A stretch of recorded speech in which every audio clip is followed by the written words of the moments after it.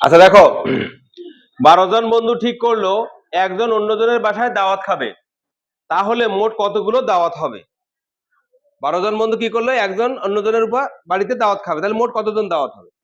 আচ্ছা, এটা আমরা পারমুটেশন করবো না কম্বিনেশন করবো সেটা আগে বুঝি।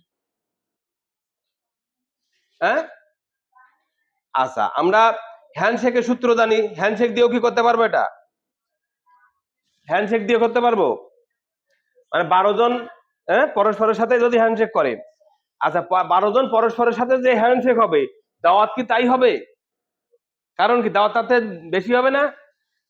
হ্যান্ডশেক করা একটা জিনিস, মানে আমি তোমার সাথে হ্যান্ডশেক করলাম মানে একটা হ্যান্ডশেক হলো, কিন্তু আমি তোমার সাথে দাওয়াত খেলাম মানে তুমি আমার বাড়ি দাওয়াত খাবো, আমি তোমার বাড়ি দাওয়াত খাবো, দুটো দাওয়াত হবে না?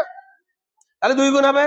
যদি হ্যান্ডশেকের সূত্র করি 2 গুণ হবে, বা কম্বিনেশন যদি করি তাহলে 2 গুণ করবো, আর সিম্পলি যদি পারমুটেশন করি তাহলে ইজিলি পেয়ে যাবো। পারমুটেশনের ক্ষেত্রে পরস্পরের সাথে দাওয়াত দিয়েও কিন্তু একটা দাওয়াত বেড়ে যাবে, তার মানে আমি দুই ভাবে করতে পারি। হ্যান্ডশেক যে সূত্র সেই সূত্র দিয়ে দ্বিগুণ করতে পারি, কম্বিনেশনের সূত্র দিয়ে দ্বিগুণ করতে পারি, অথবা পারমুটেশন ব্যবহার করতে পারি। তো পারমুটেশন দিয়েও করতে পারি। দেখো আমরা সবগুলো নিয়মে করে দেখি। তাহলে 12p2 এটা কত হবে বলো তো?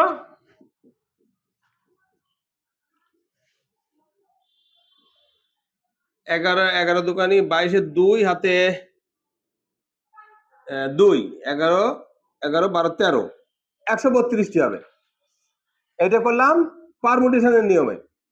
এবার হ্যান্ডশেকের সূত্র অনুযায়ী কি, n ইন্টু n মাইনাস 1/2, একে আবার 2 দিয়ে গুণ করতে হবে, তার মানে যতগুলো হ্যান্ডশেক হবে দাওয়াত তার হবে দ্বিগুণ।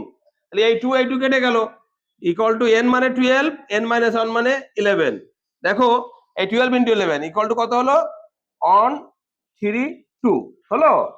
এই একটা নিয়ম দেখলাম। এইবার যদি কম্বিনেশনে করি তাহলে 12c2, 12c2 তে যা পাবো তাকে আবার 2 দিয়ে গুণ করবো। 12c2 মানে কি, 12 ইন্টু 11/2, এর আবার 2 দিয়ে গুণ করে আবার দেখো সেই 12 ইন্টু 11, তার মানে আসলো 132।